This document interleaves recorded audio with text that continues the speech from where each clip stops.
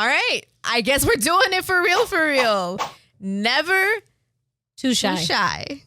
I love that I have to like the pause. I know I have to pause. It's like dramatic effect over here.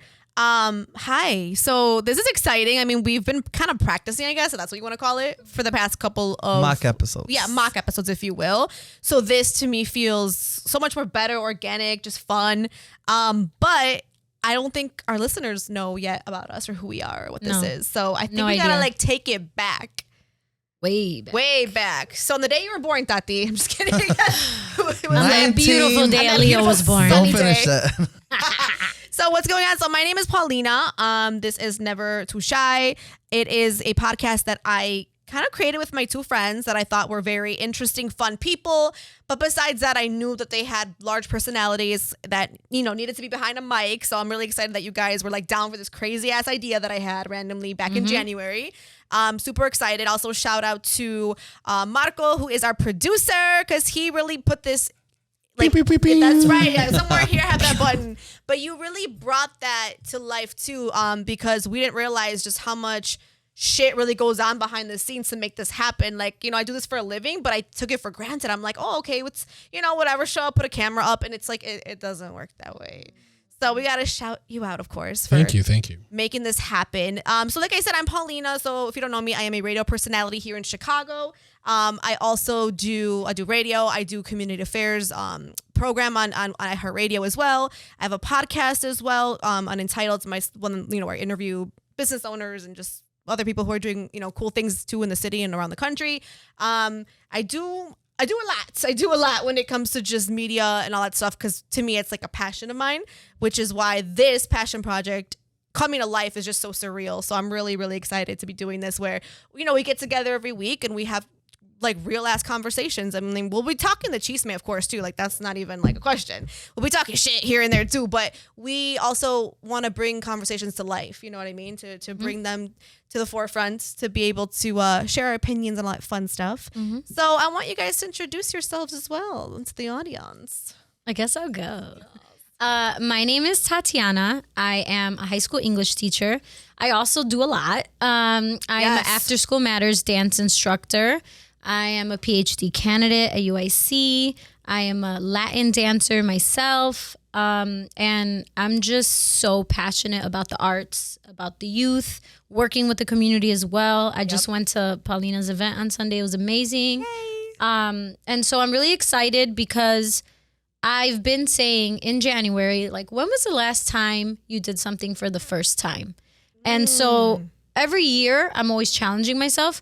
So this year I feel like this podcast is my challenge to take on something outside of what I'm used to, letting people see a different side of me, a side normally I wouldn't share in my classroom or with my students. And so I'm really excited to learn more about myself and more about you guys. And I can't wait. Best. I love it. And my name is Nestor. A lot of people know me as the Brow Bro. Right. I do hair. I specialize in eyebrows. Hence, that's why my name is the Brow Bro. I do braiding, barbering, and I have my own business. I recently have moved from the Gage Park area into Pilsen, and now I'm working with a collective of actually right next, like hand in hand with my brother, who owns Counterfeit. We just started this collective called The Barrel, and The Barrel is basically a collective of a lot of businesses that are going to be working out of our location there in Pilsen. And also a little bit about me is I love working with the neighborhood. We're all kids from Chicago, and so that's a passion of mine. I grew up with like three brothers and one sister, so it was like five of us, and so we came up like in a very like rough neighborhood, I guess you could say, and so I've always had a heart for like just helping people, helping people that represent me and my siblings. And so you see me, you're gonna catch me a lot in the summers, like throwing back to school events and just working with other people in the city. I didn't realize that like we have one solid thing in common here, and that really is community. I didn't realize that till right now. I'm feeling like a never too shy event coming this summer. No, like I'm how here for dope it. would that be? Braiders, Right. get your eyebrows done, get some performances. I love that. Yes, I'm down. Let's Ooh, do it. I love it. It's Back to cooking. school, hold Let's on. do it. Cooking. Dude, I love that. No, and it's crazy too, because I feel like a lot of times people come together and whether they recognize it or not, they have that kind of like, I don't know, similarity. And I didn't realize that. Okay. Well, I'm excited then about this podcast. It's gonna be good. It's gonna be good stuff. So one thing that we kind of talked about off the air was that not struggling, but like kind of like the identity part, right? Because this is kind of your first times doing, I would say, a podcast. I know like Tati, like dancing and everything, like you're on camera, like you're doing all these amazing things too. So it's not your first time, I would say, in front of a crowd at all. But you know what I mean? Like doing this, like you said, you wanted to challenge yourself and kind of step out of your comfort zone and do something for you too. So, how for you guys, like how do you feel like as far as like doing this? Are you excited? Are you scared? Like, do you think it's like when it comes to your identity too? Like, do you feel like, okay, like I know who I am. I'm confident in what I'm doing, what I'm going to say. Like, you know what I mean? I feel like we're at that age, at least I like to think, where we kind of like know ourselves a lot better. If you talk to me like 5-6 years ago, not that I wasn't myself, but I was a different person. So do you guys feel that like when it comes to identity? Yeah, definitely. Do you want to answer first? You want me to answer? Yeah, go first. So you could think a little bit. Yeah, think a little bit. No, I'm super excited. Like super. I think I said yes before you even fully asked me. Super excited. Nervous, just more so about, trying to find a balance of what I share. I mean, I'm very honest. I'm going to share everything I can. But keeping in mind, I am a teacher. And so I don't want to get fired. LOL. Which I'm not going to get fired. Unemployment's not We sexy. need you with a job. We need you with a job. But it's just more so like having that balance of knowing like there's some things that we could talk off camera. It's that wink that I don't know how to do correctly. Yeah. No, but super excited. I think I can't wait to learn more about you guys too and just hear, because we're all in the same age range and we're all in different positions in our life. And so I think that's what's exciting, learning more about myself. I realize after these mock episodes, you don't realize who you are really until you sit there and listen to yourself talk about something for 45 minutes. And you're like, wow, okay, that came out of my mouth real fast. You really feel a way about that topic. So I think that has been really interesting in the process of like practicing or just getting this podcast ready, listening back to our conversations and kind of taking a step back like, wow, okay, what do we need to, what areas do we have improvement on? I think that's one thing about me. I'm always looking for improvement. Like nobody's perfect. You're never going to be perfect. And that's part of growth. And so I think this is a great way to hold a mirror up to your face and like check yourself if you need to get checked, or even like pat yourself on the back. Like, wow, that was great. Good for you. Yeah, definitely. I think I'm feeling everything, I'm feeling everything. And I think it's because, you, like you said, like, I'm excited, definitely. That's why when Paulina first brought it to my attention, or she kind of like pitched the idea, I'm like, yes, I'll do it. But then right away after, that's always been like that inner battle that I've had within me, where I get so excited about stuff, and everybody knows me. Like if you ever go out with me, like, oh my God, it's just always excited. Like, let's go out with Nestor. Mm-hmm. But there's always that inner battle of like, I'm excited, but then at the same time, right away, I send a group message to my siblings. It's like 5 of us. And I'm like, hey guys, I just got this like awesome opportunity presented. Mm-hmm. But then I'm like, but what if I mess it up? And what if like, you start thinking about like your family, like you're representing your family, and it's not just within the neighborhood, everybody, we're hood famous, everybody everybody in the neighborhood knows you, but it's like now like everybody in Chicago, and then eventually everyone in the world. And I feel like when I look at people, like I look at them like that, like, do you understand like that you have this big of a potential within you? And so for me, like, I'm always thinking like that, and I can be my like biggest critic, like a lot of us can, of course, yeah. And so like that's one of the that's that inner battle within me. And then I do hair, like when you do hair, like you can't help but to like be like, oh no, I can do this braid better, and so you do it over and you do it over. And I always tell my clients, you're gonna sit in my chair as long as I need you to sit in my chair so that you can look good. But I think in radio or in like doing a podcast, it's like so like you can only filter it so much and you can only cut so much out of it, where people are gonna see the real you, and so I know. Like I think we talked about in one of the mock episodes, like everything's about intention. Like what is your intention behind what you're doing, and my intention in this and doing the podcast is I know that there's like, someone out there that, maybe needs to start a business. And so I want to be able to kind of like inspire them to do that. Also, like maybe someone like is in between, like as far as sexuality, and they don't really know what they are. And I'm here to say like me either, And so it's like, but reality is that I know what kind of person that I want to be with. I know what kind of person I want to be in this world. And so for sure in the podcast, like it's something that all of it's going to come out. So it's one of those things that it's a lot of things that are in my mind, but I'm excited. I am excited. As long as you're excited. I think you just need to carry yourself and hold yourself with grace. Give yourself grace. Yes. Give yourself grace. Water yourself. And like, what do you do with plants when you want them to bloom and be great? You water them. Water yourself. Be kind to yourself. But be honest. Be genuine. I could go all day. Like, but really, like, you're here. So be your best self, whatever that looks like. Yes. No, for sure. And like, that's the thing too. Like, we're going to look back straight up a year from now and we're going to be like, whoa, we sound different. Whoa, the flow. Like it just takes time, like anything, definitely. right? Building a muscle, going to the gym, right? Like we're building our muscle here, our podcast muscle. So I feel like right now you can be feeling that and you probably have like doubts or questions or whatever, you know what I mean? Or like, can I even do this? But like, I truly think we can. And I think I've said this before so many times. Everybody and their mama wants to start a podcast or do a project, a passion project. And I love that. I love that for everybody. But I've said this before, and this is one of my struggles, is like consistency. That is the fucking key to make anything work. But when it comes to this, like everybody starts one or they do something and then they fall off. And it is so easy, which is why I'm like, and I told you guys last week, I'm so big on accountability. It's like, all right, hold me accountable, even though I know you guys are not my mama, not my daddy. I'll be your podcast mama. That's what I'm saying. At least it comes to me in that way. So, I receive it now. I'm not like fighting it. I'm like, no. Like they're just doing what they're supposed to be doing. And that's being supportive, being there for me. Making sure that I'm on my shit, Definitely. And I think also it's like I think it's one of the things that we talked about too, that it's something that I've always felt that I wanted to step into.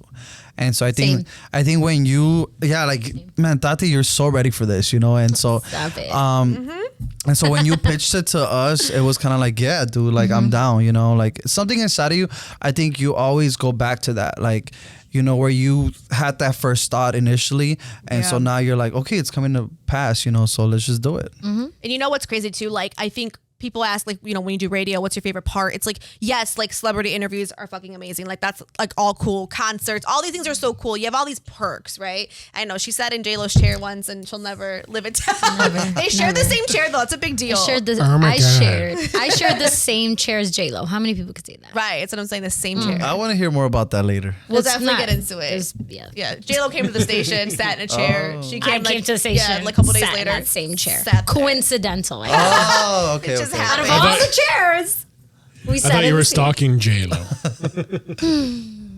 J-Lo, if you're watching this. Little do we know, maybe she was. I love you so J-Lo's much. our number one fan. She loves the podcast. Love her, yeah. But like one thing that you're going to see and you're going to notice is like people writing to you or stopping you wherever, like they tell you, you really helped me get through XYZ because you were vulnerable and you talked about it, right? That there's no better feeling than hearing that. I'm not even exaggerating, because that makes you realize like what I do and like why it's worth it. You know what I mean? And like nothing else matters at that point. You're just like, wow, like I made this impact on someone's life. They felt the same way. They were able to relate, or maybe I even helped them. Like, how many times I talk about therapy and people are messaging me like, I went to therapy for the first time.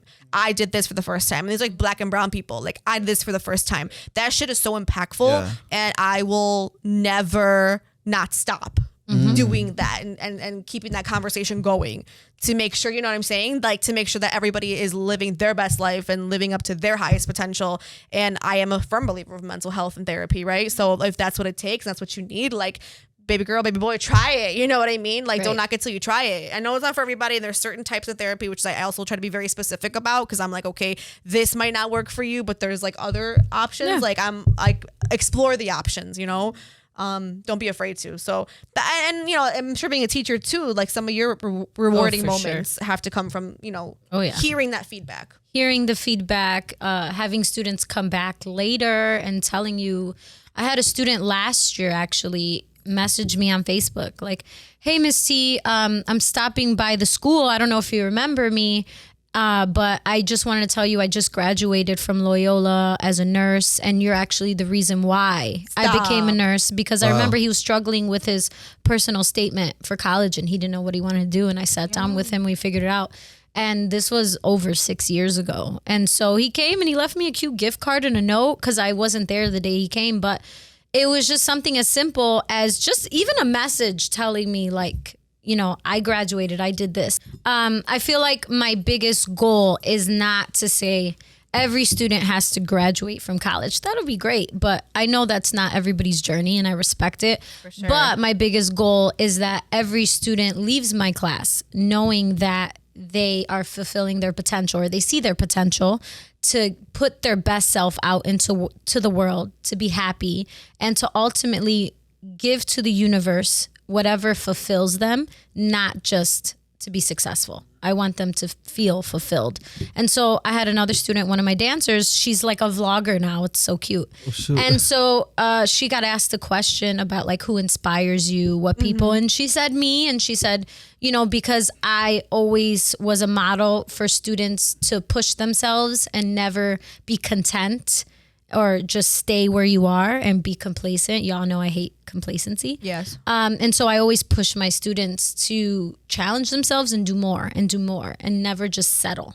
Where do you get that from? Like the motivation to not be complacent? Because as someone who is a hustler, like I can easily fall into that if I let myself. It doesn't seem like you do. I think I get that from my grandma because she really proved herself. She came to the United States when she was 17, pregnant with my mom, and she didn't know any English. And so she learned English. She went back to school and she ended up graduating with her PhD and was a principal for many years and a retired professor. So she literally started from the very beginning and just worked her way up to being a badass. She's a queen in a dream. She is. And I've met her. And I think my mom is a different version where my mom is literally like the best mom.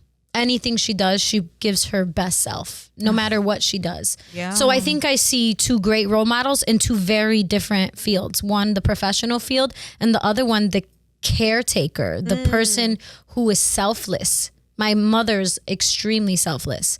And I think her putting so much love and watering me, right? I talk about watering yourself, but my mom spent her whole life watering me. Your mom was a stay-at-home mom? No. Okay. My mom worked. She only stayed home with me very little time, like 3 months, maybe. I don't know. Okay. But she always said, growing up, all she wanted to do was be a mom.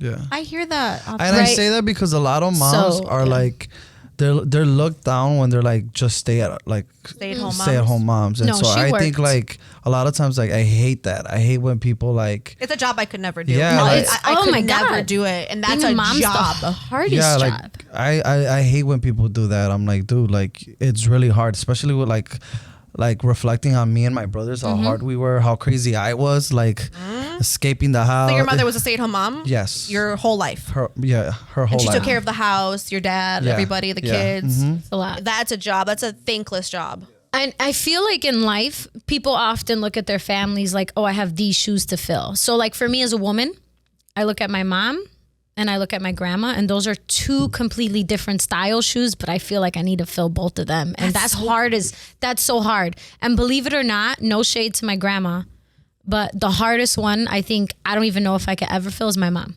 Yeah. Because as a mother, you can't go to school for so many years and get a degree and say you did it. for my PhD and professionally, I could do that.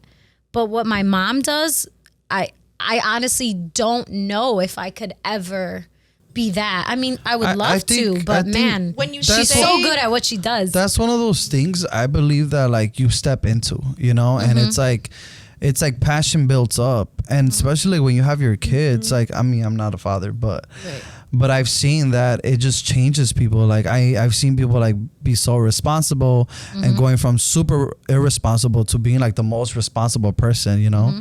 And so I think it's something that you step into. So What about the dad in the room? How do you feel? Like Marco's a new dad, so shout out. What's up, Madeline?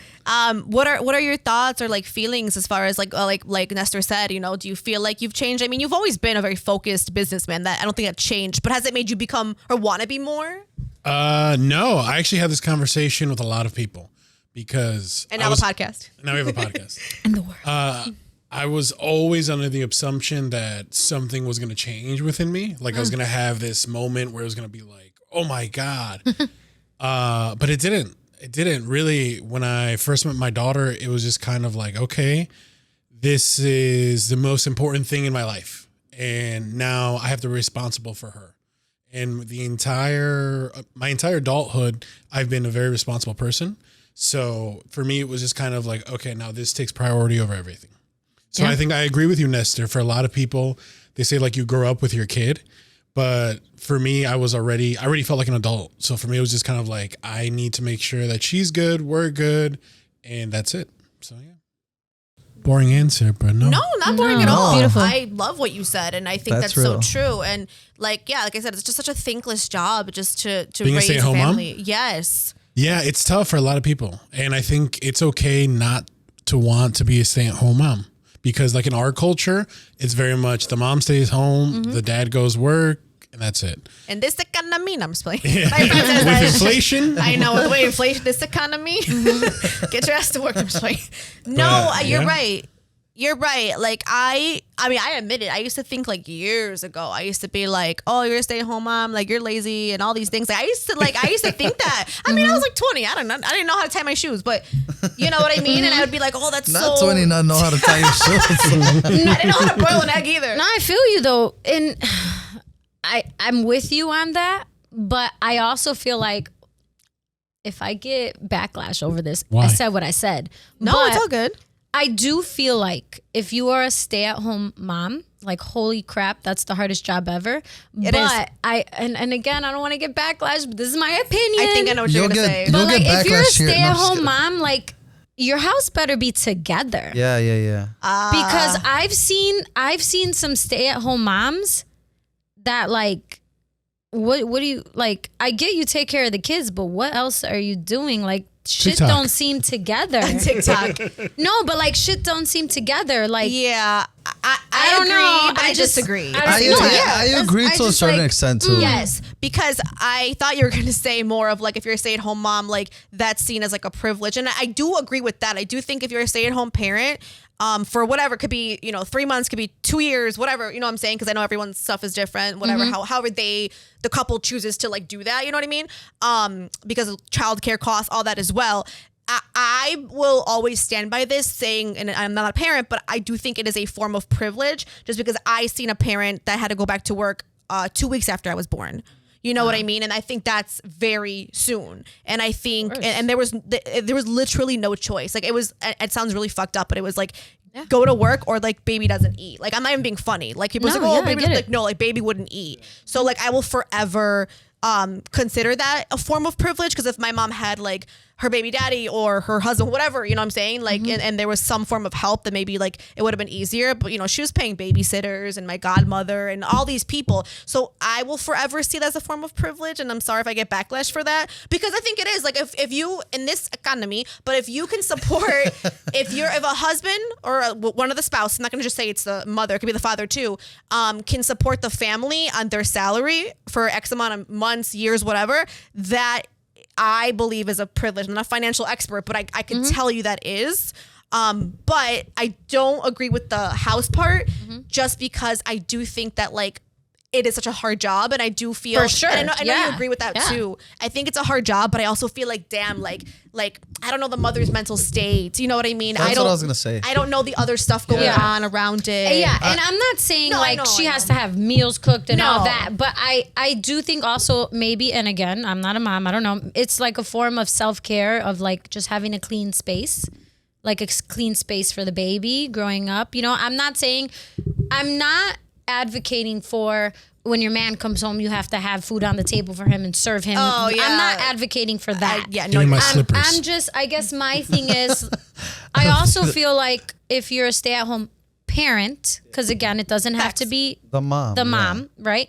A stay-at-home parent, when baby sleeps, yes, you sleep, you get your rest, but like I feel like you got things to do too. That's true. Like you have to. I think Yes. I You got think it's like things to do. situational. I think because like of the way we grew up, we're all a little bit biased because of like our situation. Of course. Well, yeah. And so I think like we're only speaking from that perspective, and reality is that we can only speak from that perspective. Right. But I think when you like, I disagree with both. I think it's a little bit insensitive to mothers that are like full like stay-at-home moms. And I also like, I tell my mom, because my mom agrees with like basically with what you're saying, but I'm like, Mom, you don't know how she grew up, you know, like she there was this mom that, let's say, without like putting her on blast No, like that, just say it Business like but there out was a mom that she would like always talk about, like not bad, but she would be like, oh, I don't know why, like she's all, like her house is always dirty, like whenever we go out over there, like it's dirty. Someone And made this comment about my another mom woman. made the Oh, comment your about mother another did. mom. Okay. And so I like my mom's always, and she raised us to think like this, like you guys might have not had a lot of money, but you guys were always clean and the house was always clean. My mom said the same thing. I agree with but that. reality is that like the thing is that where's the grace within each other? Like, you know, you don't know how that person grew up. Oh, I will never judge You don't anybody. know, No, right. You don't know And how if, they run their you don't know house. if it was dirtier in that in that mom's house, Right. And so that's something that she's seen. Maybe there's a lot of mental trauma Yeah, from it could be that. mental health issues Maybe- happening. Maybe she picked up bad habits. The way that we've picked up good habits and good things from our parents course. is the way that she might have picked up something bad. Pregnancy changes so much. Yeah. Hormones, all of that. Like, And so I think when I look at you guys are great women, and so like you so much. it's commendable, like the type of women that your mom's raised, you know. Yeah. But at the same time, I would say like be graceful for the moms that for sure. like, and I For think sure. we Raised absolutely. I mean, her differently. mom is a stay-at-home mom. Right if you now, will. yeah. I mean, she You know? works with me. I'm her boss for ASM, Yeah, that's but cool. pretty much she is. And you hit it on the head. We're used to what we grew up seeing. Yes. So my mom worked since I was born. She didn't have time to stay home with me because my dad wouldn't be able to support us alone. So she worked, but she came home and it wasn't like I'm home, I worked. No, it's like her shift never ends. She was home, then she was a mom. She sat, did homework with me, cooked, Yes. laundry, this. Like it was never an on button and a off button. And I think that's part of that mentality of like, once you have a kid, it's no longer about me. Yes. It's about this baby and the child forever, and just being mindful of that. For sure. And I also think it's important to know when we talk about like a spouse staying at home. I have a cousin, literally like they're a freaking movie. They met when they were 12. He moved next door and they got married. And so they had twins and another baby, but he's the one who stayed home. And he was an engineer and she's a dentist. And it was more like, well, like they both like are living good. So yeah, there was the privilege where one of them worked. But as a man, he took care of the children, but he still did things around the house. Like he maintained That is a man. everything around the house. He would build things. They got goats and chickens too. Like Yes, goats and he was chickens. always doing things. So I guess for me, I see that example from a man, and then I just see how my mom is. Right. Like our house is never dirty, or she's always doing something. She's outside picking up garbage, for God's sake. Like Yeah. she just doesn't sit. And I'm not saying that's good either, because I do think she needs to take care of herself more. Like think about who she is Yes. outside of others. So Yes. I see the need for that. But That's why, like, and I see a lot of this on TikTok too. Like, like you said, give, mothers grace, or give just women period grace. And I think that's something that like all three of us stand by for sure. And like, really quick, going back to like, like if you're a stay-at-home mom, like make sure your house is clean or whatever it might be. Like the reason I also don't disagree with that is because, and I don't know if like, any fathers in the room want to step in on this one, but if you're pulling, I know he's like, hello, I'm here. If you're pulling your way, and I'm using that like loosely, right? You're the provider. You're bringing home the bacon, right? Sounds so 1950s, but like you're doing that, and like let's just say like your wife or girlfriend, whatever, is staying home with baby for that's the agreement, right? Then like in a sense, would that, and you can be honest, would that be considered like kind of her going to work and doing her share of like, okay, the house, not saying spotless house every day, no one's saying that, but like, okay, maybe like making sure like every, Saturday, it does look, like be cleaned or whatever. Or if you're hiring, you're outsourcing, that's another thing too. Or, you know what I mean? Like having dinner, not every day at 5 o'clock, like, it's like, we're not in 1950s anymore, but like making sure like that they're doing their part, if you will. Does that make sense? Yeah, no, I think for me personally, I grew up similar to Tati, where like my house was always clean. It wasn't because of my mom. It was because obviously we had some other help, but that was because both of my parents worked full time, more than full time. And they outsourced, and that's also very common. That was their ability to do so. And so in my mind, like if someone who sign me up, #bless. Yeah, #bless. Sign me up. So yeah, if my partner, like if my wife was to stay home, right? Right. Yeah, obviously it would be a point of like, you got the house, I get the bills, basically. And I think that's okay and normal. normal. That's okay as long as like there's that conversation. Okay. Because if there's not that conversation, then it like makes resentment, and people are like, well, I didn't know you expected me to do this and that. Ooh, okay. So have the conversation. Yeah, and a lot of people don't like to have the conversation. I think the conversation. And that's where it's like a little bit of like underlying things. But no, I totally agree with you. And, it doesn't have to be the woman who stays home. It could be the guy. It could be the man. Absolutely. But if someone stays home, someone has to take care of the house and the kids. And that doesn't mean that like when I come home, I don't help. Like right now I have a newborn. So Correct. I'm officially a father for a month, but I get basically first shift, which means by 9 o'clock to 3 a.m., I'm in charge of the baby. Yep. I'm feeding the baby. I'm changing the baby. I'm putting her to sleep. I'm making sure she's okay. I clean up the house. I bring the bottles up. I get ready for bedtime. I do all of that because I'm putting in my part. Like I don't mind doing that. And so I think as long as you have that conversation with someone, it's okay. But if you expect it just because of how you grew up and they didn't grow up that way, that's where it kind of leads to conflict. I agree. Communication is key. I mean, that's something I feel like you want to have, I'm assuming early on. Yeah. My grandma always says like, find the person that will pick the apples with you. Meaning like, it's not like they send you the list to the grocery store. You guys pick the apples together. Oh. And it drives me crazy, but I really do love that. I just don't want to admit it that I really like it. That's good. Yeah. Who wants to pick apples with me? Right. Oh, she's all smiling. Shout out. Right. Dance with Tati. Hit her up. It's talk with Tati. Is it not talk with Tati? dance. Oh, I'm sorry. I mean, we can dance too. And talk and whatever your everything. IG handle Drink. is. Yeah. But no, yeah, you're 100% right. And I think like it's just having that conversation, because a lot of people just like assume, right? It's like, oh, if I'm going to do this and that, but maybe some people didn't grow up like that, right? There's a lot of people who now who like they didn't grow up with a mother figure who was cleaning and cooking, so like they never got into that, or they grew up with a dad who was the cleaner, cooker, the housemaker, and it's just talking, really. And I think it's important to note that just because you grew up seeing it doesn't mean you're going to embody that too. Well, no, because that can also be trauma. Right. Or not can only also be that, trauma. it's just be like, PSA, my mom is such a good cook and she could clean anything. That doesn't mean I could do that.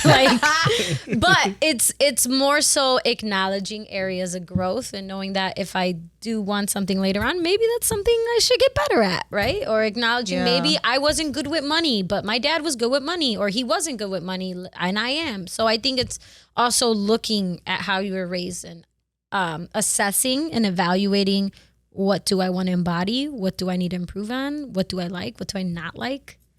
So any suitors have to know that you don't cook and you don't clean. Is that what I'm Listen, hearing? this Okay, is Cardi I could B. no, Cardi B? no, but Cardi B. I could Cardiana. look. If there was an apocalypse, I could survive because I could cook to Good survive. to know. to survive, Rice not and for beans. anything Rice and beans. fancy. We surviving. I'm surviving. No, girl, I eat like chicken in the air fryer every night. That's my like gourmet dinner. I always tell Lucy, I'm like, if it's not good, there's always McDonald's. Oh, there you go. Hey, at least it's honest. Hey, a man could somebody could teach me how to cook. We could bond. I'll teach you how to dance. Yes. You teach me how to cook. You know, we could a little trade off here, a little something. Hey, man. I'm not mad at that.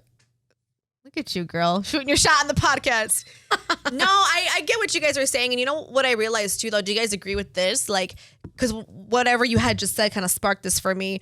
But do you feel like we pick our partners because they say in psychology we do, that we pick our partners that remind us either of, I guess, like a parental figure. So I guess for you, 1,000%.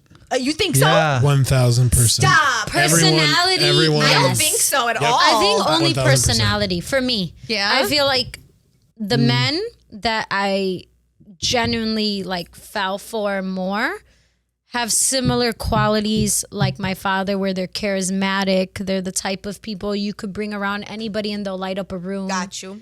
I think personality and just I do want a man who works very hard. My dad's such a hard worker. So I would say that aspect, and just being charismatic, being somebody I could bring wherever. We could be ratchet, we could be classy, like Love it. come on with me. But you haven't met anybody that works like your dad. like works hard like your dad. No. Has that kind of ethic. I was where gonna say the last episode you said like all these guys aren't shit. yeah, great personalities, light up a room, But she's attracted to them. It just hasn't developed to anything else, right? Yeah, their personality is are everything, which is actually great. Everything. Because yes, that is Yeah. actually great. But I think you need someone that has kind of both. I do see that. I don't think you're going to be with like Mr. fucking loser who doesn't, talk to the room type people. But I think you'll. Right. I think you kind of need a balance of both. for sure. And you know that. What about you guys? You think you guys end up with people who are like your, I guess, mother would be mother? Yeah, right? Because you're For me, it's both. Yeah, For go me, ahead. it's, I mean, Literally, it could be both. it's yeah, both. it could be both. I think it is like, and I think it isn't always the right thing, and I think we talked about it in the mock episode that we're attracted, like Tati was saying, like you initially are attracted to somebody that reminds you of your dad or mom or whatever. Yeah. And it always isn't something good, and it always isn't something bad, if that makes sense.